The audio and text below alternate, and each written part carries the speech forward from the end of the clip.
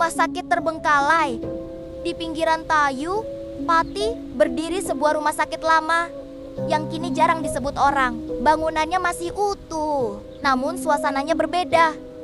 Siang hari, tempat itu terlihat seperti gedung tua yang terlupakan. Tapi ketika malam tiba, rumah sakit itu terasa seperti bangunan yang belum selesai ditinggalkan. Warga sekitar tahu satu hal, tempat itu tidak pernah benar-benar sepi. Beberapa orang mengaku melihat lampu lorong menyala sendiri di tengah malam. Cahaya kekuningan itu redup, tidak terang, seolah hanya ingin memberi tanda bahwa masih ada sesuatu di dalam sana. Tidak terdengar suara mesin medis, tidak ada kendaraan datang atau pergi, hanya keheningan yang terasa terlalu panjang.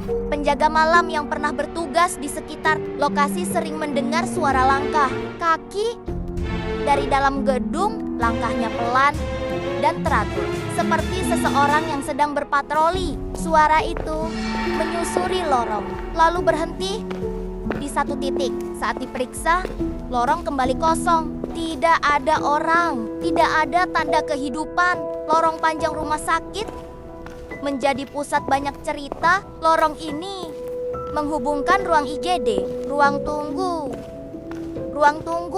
dan kamar operasi lama. Beberapa orang yang pernah masuk mengatakan hawa di sana terasa berbeda dingin, tapi bukan dingin biasa, seolah udara di lorong itu sudah lama tidak bergerak. Di ujung lorong, sering terlihat sosok yang sama, seorang wanita dengan baju putih model lama, warnanya kusam, seperti kain yang sudah melewati terlalu banyak waktu. Rambutnya panjang, menutupi sebagian wajah. Ia tidak berjalan, tidak berbicara, hanya berdiri, menghadap ke arah IGD, seperti sedang menunggu pasien yang tak pernah datang. Yang aneh, jarak dengan sosok itu tidak pernah berubah. Seberapa dekat pun seseorang melangkah, hantu wanita itu tetap berada di ujung lorong, tidak mendekat, tidak menjauh, seperti bayangan yang tidak ingin disentuh. Ruang tunggu lama juga menyimpan kisahnya sendiri. Bangku-bangku besi masih tersusun rapi. Pernah suatu malam, seorang warga melihat seseorang duduk sendirian di sana. Tubuhnya diam, kepala tertunduk, tidak bergerak sama sekali. Saat lampu dinyalakan, lebih terang, bangku itu kosong. Sosok tersebut menghilang tanpa suara.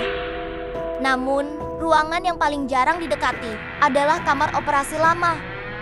Pintu besinya kadang ditemukan terbuka meski sebelumnya terkunci. Dari dalam ruangan itu, sesekali terdengar suara logam beradu, pelan. Seperti alat medis yang disentuh dengan hati-hati.